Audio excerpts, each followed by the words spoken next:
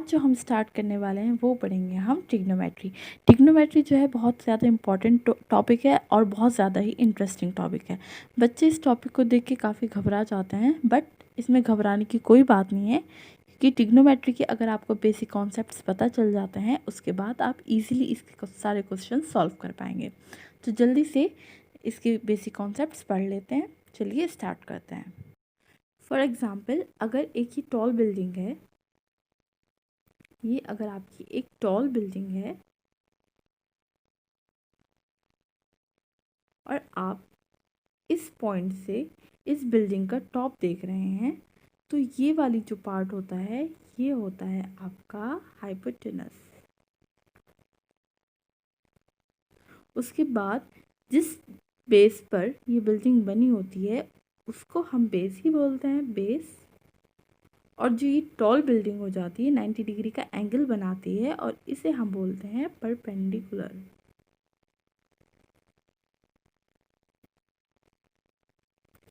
तो ये तीन इसकी साइड्स होती हैं, हाइपोटेनस, बेस और परपेंडिकुलर। तो इसके बाद अगर आपको एक हाइपोटेनस और बेस दे रखी है और आपको परपेंडिकुलर निकालनी हो, उसके लिए आप पाइथागोरस थ्योरम का यूज़ करते हैं। या फिर आपको कोई भी दो साइड दे रखी हो और एक साइड निकालनी हो, या फिर बेस दे रखी हो, परपेंडिकुलर, हाइपोटेनस, इस तरीके से ये सारा जो आपका कोई भी दो साइड दे रखी है और एक साइड आपको निकालनी हो तो आप पाइथागोरस थ्योरम यूज़ करते हैं। तो अब हम बात करते हैं पाइथागोरस थ्योरम की। पाइथागोरस थ्योरम क्या होता है? अकॉर्डिंग टू पाइथागोरस थ्योरम, जो आपकी हाइपोटेनस होती है उसका स्क्वायर जो होता है अदर टू साइड के स्क्वायर के सम के इक्वल होता है। तो अगर आपकी एक ये टॉल बिल्डिंग है और आप इधर इस पॉइंट से देख रहे हैं तो ये एक राइट एंगल ट्रायंगल बना देती है, ठीक है। इस साइड को बोलते हैं हम परपेंडिकुलर और इधर जिस पर ये टॉल बिल्डिंग बनी रहती है इसे हम बोलते हैं बेस। ये एक लर्न करने का तरीका है कि जहाँ पर ये बिल्डिंग बनी रहेगी वो हो जाएगी बेस, और जो टॉल बिल्डिंग होगी वो होगी परपेंडिकुलर, और जो साइड बच जाती है इसे हम हाइपोटेनस बोलते हैं। तो अकॉर्डिंग टू पाइथागोरस थ्योरम, जो हाइपोटेनस का स्क्वायर होता है वो परपेंडिकुलर के और बेस के स्क्वायर के सम के इक्वल होता है। मतलब परपेंडिकुलर का भी स्क्वायर और बेस का भी स्क्वायर, और उसके बाद इन दोनों का सम के इक्वल करके आपका हाइपोटेनस का स्क्वायर आ जाता है। तो अगर हम इस बिल्डिंग को नाम दे दें ए, बी एंड सी, तो according to it A C square is equal to A B square plus B C square. मतलब जो हाइपोटेनस है इस ए सी इसका square is equal to A B जो परपेंडिकुलर है इसका स्क्वायर प्लस बी सी जो बेस है उसका स्क्वायर, और उन दोनों का सम करके हाइपोटेनस के इक्वल आ जाता है।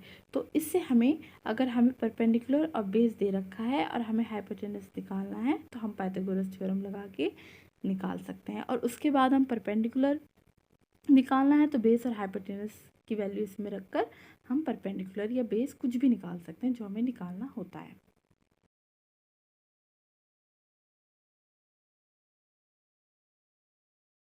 ऑफ एन एंगल, मतलब हम ट्रिग्नोमेट्रिक रेशियो कैसे निकालते हैं। फॉर एग्जांपल, अगर आपको एक राइट एंगल ट्रायंगल होता है, जैसे ये आपको एक राइट एंगल ट्रायंगल दे रखा है, ठीक है, ये 90 डिग्री है।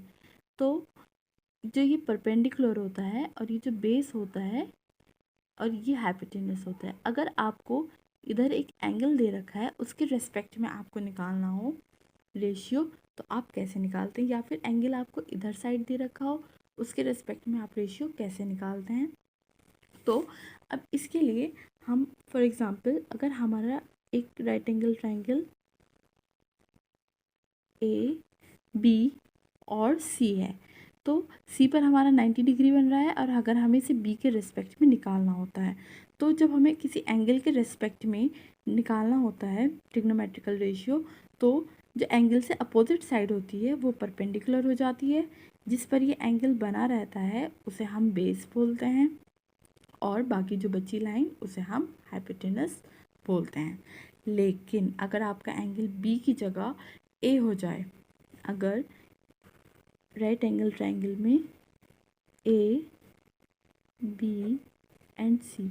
अगर आपका एक राइट एंगल ट्रायंगल है, इसमें अगर आपको सी के रेस्पेक्ट में ना देकर इधर ए के रेस्पेक्ट में आपको कोई एंगल दे रखा हो, उसके रेस्पेक्ट में आपको सारे रेशियोज़ निकालने हो, तो आप कैसे निकालेंगे?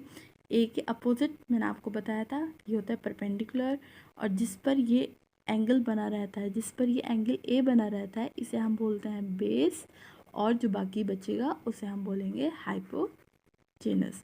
अब जहाँ पे एंगल के रेस्पेक्ट में आ जाती है तो उसमें हम 6 ट्रिग्नोमेट्रिकल रेशियोज़ का यूज़ करते हैं। तो 6 ट्रिग्नोमेट्रिक रेशियोज़ जो होती हैं वो हमारी होता है रेशियो निकालते हैं। फॉर एग्जांपल आपको एक राइट एंगल ट्रायंगल दिया जाता है, ठीक है, ए बी एंड सी। ये आपको एक राइट एंगल ट्रायंगल दिया गया है। अब इसमें आपको क्या करना है? अब आपको इसको सी के रिस्पेक्ट में आपको इसकी रेशियोज़ निकालने होते हैं। तो जो सी का एंगल है इसको हम थीटा मान लेते हैं, ठीक है। थीटा जो होता है हम इसे मान लेते हैं। तो फर्स्ट जो ट्रिग्नोमेट्रिकल रेशियो होता है वो होता है sine theta, cos theta, tan theta, cot theta, sec theta and cosec theta. तो ये आपके हो गए हैं 6 ट्रिग्नोमेट्रिकल रेशियोज, 4, 5 एंड 6। ओके, अब इसका कैसे निकालते हैं? इसके रेशियोज कैसे निकालते हैं? इसके रेशियोज निकालते हैं हम एक छोटी सी ट्रिक से, ठीक है। इसकी ट्रिक को ये ट्रिक याद करने के लिए आपको ये ऐसे याद करना होगा, पंडित बद्री प्रसाद हर हर बोले सोना चांदी तोले, ठीक है। तो जो एस होता है ये होता है साइन, ये होता है साइन। इसका मतलब होता है कि परपेंडिकुलर अपॉन हाइपोटेनस।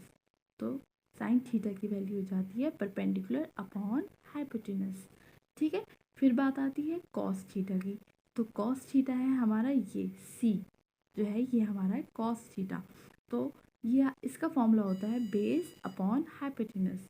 तो इसका फॉर्मूला आ जाता है बेस अपॉन हाइपोटेनस। इसी तरीके से ये होती है टेन की वैल्यू, पी अपॉन बी, मतलब ये टेन की रेशियोज आ जाते हैं।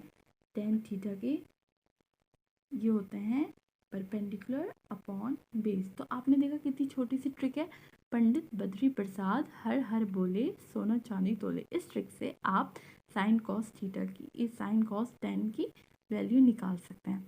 अब आप सोच रहे होंगे कि कॉट सेक और कॉसेक क्या है? तो ये भी बहुत ईजी है, क्योंकि कॉट जो होता है ये होता है टेन का रेसिप्रोकल, मतलब टेन का उल्टा। तो टेन अगर पी अपॉन बी है तो कॉट हो जाएगा बी अपॉन पी। तो कॉट थीटा की वैल्यू आ जाएगी टेन थीटा की रेसिप्रोकल, इस बी अपॉन पी। ओके, तो कॉट थीटा हो जाता है हमारा बी अपॉन पी। इसी तरीके से आप सोच रहे होंगे सेक और कॉसेक क्या है? तो सेक होता है कॉस का रेसिप्रोकल, और कॉसेक होता है साइन का रेसिप्रोकल। मतलब कॉस थीटा अगर बी अपॉन एच है तो सेक थीटा हो जाती है एच अपॉन पी, मतलब इसकी रेसिप्रोकल। उसके बाद साइन थीटा की रेसिप्रोकल होता है कॉसेक थीटा।